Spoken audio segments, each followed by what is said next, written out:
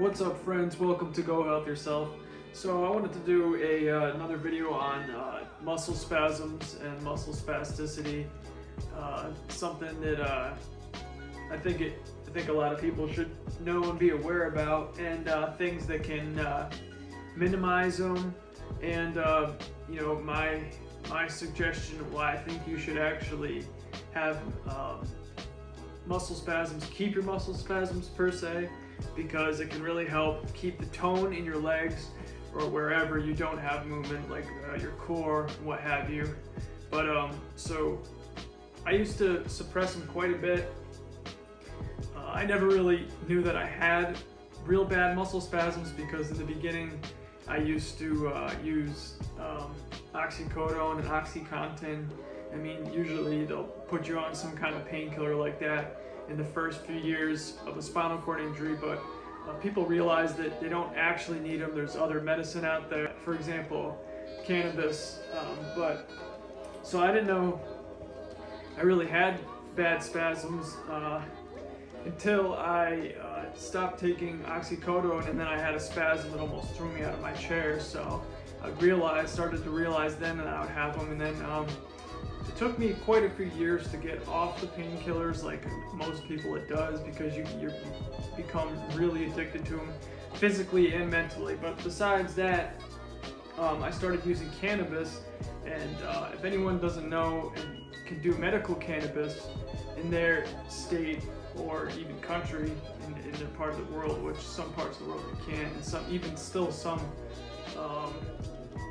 some states in America doesn't allow it, which is crazy, but it's such a great medicine. It's practically harmless. I mean, if you smoke it, it can have a little effect on your lungs, but nothing like tobacco. So cannabis is great, and a lot of people do use it for spasms and spasticity.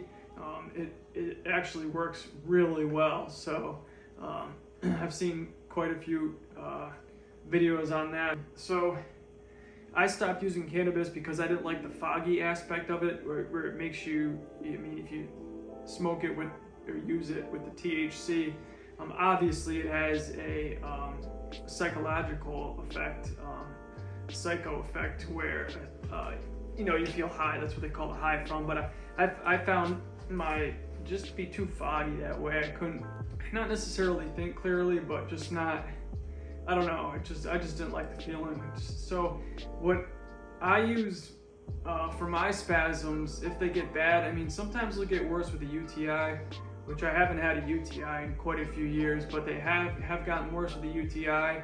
And just sometimes, I guess the body reacts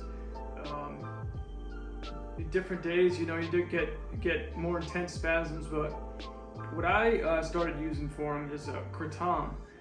I don't know if you ever heard of it. Look into it. It is a mild opiate, but it's all natural. It's not a pharmaceutical drug.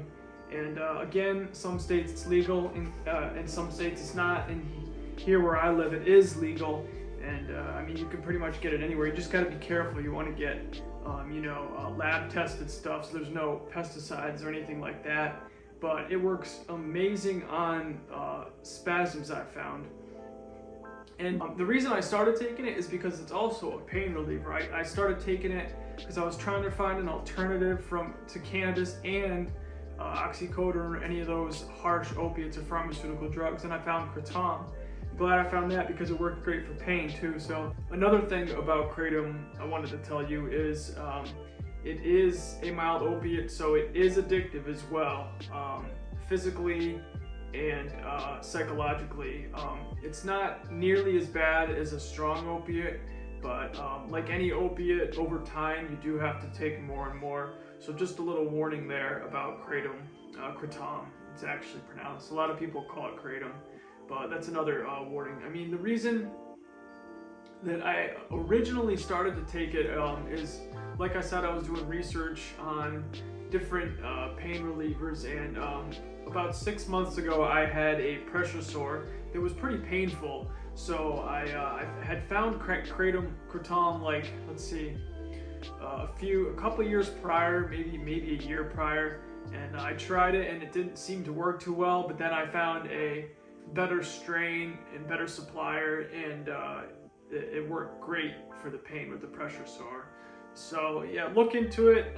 Use your own discretion, but it's way better than some of those opiates out there that can essentially destroy your life if you let them take hold too much. But yeah, those are my thoughts on kratom. Of course, there's pros and cons with kratom, like anything. And moderation is important too, like anything. But I'm gonna make a video on kratom in the future, just to let you know the pros and the cons on it too. If anyone has any questions, you know, just ask me in the comment section below, or however you want to contact me. I think you can find my email somewhere in there. I'll put the email in the link in the description below too, just so if you feel like emailing me. But you can also DM me on Instagram. I have go.health.yourself on Instagram. But yeah, it's been great. So I do use it for spasms too, and some people say that their spasms are very severe. I've never had really severe spasms, and of course there's a medicine called baclofen, and you can take that orally in pill form, and if the spasms get too bad, people do the baclofen pump, which I know people have had really positive results from that. But that's if you have real bad severe spasms, like some people have spasms in their arms where they can't move their arms, function their arms correctly. The only spasms that I have are in my legs and in my core and my hands, so I can control them pretty well, and I can definitely credit that to working out, strengthening my core and my arms, because I can hold myself in my chair. And I mean, usually if you have had muscle spasms, you can feel them coming on, because I know people are very intrigued and interested in it, especially when you first get a spinal cord injury. It's an interesting thing that the body does, and I know that the body does it because it's trying to prevent atrophy in the muscles. So if you can ride your spasms out, I would actually recommend doing that, or at least keeping mild spasms. Like I'll show you right here how severe my spasms can be. I mean, this is the worst. My legs, as you can see, my legs will kick out there. And then I kind of hold on sometimes. Sometimes I don't have to, but usually I'll hold on, and then, let's see, I can actually like squeeze my core. Yeah, okay, there, make the left one happen. And then they just kind of freak out a little bit. I mean, but it's great for your muscle tone. Like I said, it's good for your knees. I mean, it's good for your joints too. And it's actually good for pressure sores too. So you're not, the muscles contract. You're actually taking weight off the muscles in that sense. So you're getting more blood flow to the muscles that, you know, you've been sitting on them all day. So that also helps with pressure relief, rather than just actually taking pressure off of the spots that you need to. So yeah, let me know what you guys think. If you haven't subscribed, please subscribe. I greatly appreciate it. And to all my subscribers, thank you so much, guys.